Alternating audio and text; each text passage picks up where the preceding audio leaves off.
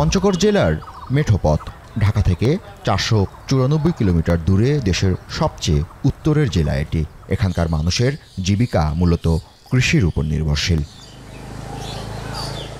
তেমন একজন মোহাম্মদ রঞ্জু। ইচ্ছে ছিল প্রবাস জীবন বেছে নেয়ার, তবে সেটা না হয় কৃষির সাথে গড়েছেন সখ্যতা। সামর্থ্য অনুযায়ী কেউ বিদেশে যেতে পারে না, টাকার অভাব বা বিশেষ করে পুঁজি নাই এবং ঋণ পায় না, সেজন্য বিদেশ যেতে পারে না। তার মতো অভিবাসন প্রত্যাশীরা জানান, টাকার অভাবের পাশাপাশি দালালদের দৌরাত্ম্যে প্রতারিত হতে হয় তাদের। তাই উত্তরাঞ্চলে বাড়ছে না অভিবাসন প্রত্যাশী। জোগাড় করি, কাউকে দিই, তারা টাকা পয়সা নিয়ে চলে যায়। আমাদের এই অঞ্চলের মানুষেরা বিদেশমুখী হয় না, এটার একটা কারণ, সেটা হচ্ছে যে বিশ্বস্ত কোনো লোকজন পায় না।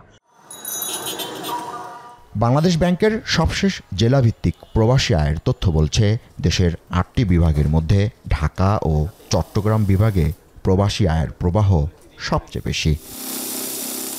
তথ্য বলছে, সবচেয়ে কম রেমিটেন্স এসেছে রংপুর বিভাগে।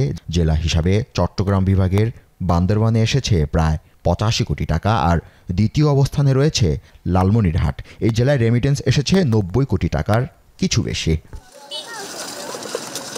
এই নিয়ে ব্র্যাকের অভিবাসন বিষয়ক কর্মকর্তা শরীফুল ইসলাম বলেন, অর্থনীতির সবচেয়ে বড় শক্তি প্রবাসী আয়। প্রবাসী অধ্যুষিত এলাকা নয় এমন জেলাগুলোকে সম্মিলিত চেষ্টায় টেনে তুলতে হবে।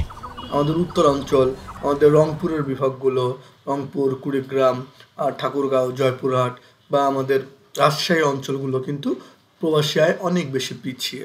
তো আমরা দেখছি যে উত্তরাঞ্চল বা রংপুর, রাজশাহী এই অঞ্চলগুলোতে প্রবাসী আয় কম আসার একটা বড় কারণ এই জেলাগুলো থেকে আন্তর্জাতিক অভিবাসন অনেক কম হয়।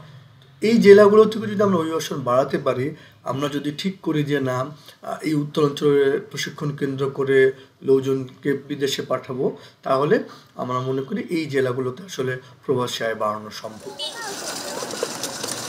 প্রবাসী আয় হলো দেশের ডলার যোগানের একমাত্র দায়বিহীন উৎস, কারণ এই আয়ের বিপরীতে কোনো বিদেশি মুদ্রা খরচ করতে হয় না। বিশেষজ্ঞরা বলছে, যে সকল জেলার প্রবাসীর সংখ্যা কম সেই সকল জেলার প্রশিক্ষণ সেন্টারগুলোকে আরও দ্রুত কার্যকর করতে হবে। একই সঙ্গে ভিসা প্রক্রিয়া সহজীকরণের মতো উদ্যোগ গ্রহণ করা গেলে রেমিটেন্স প্রবাহে ভূমিকা রাখতে পারবে পিছিয়ে পড়া জেলার বাসিন্দারাও।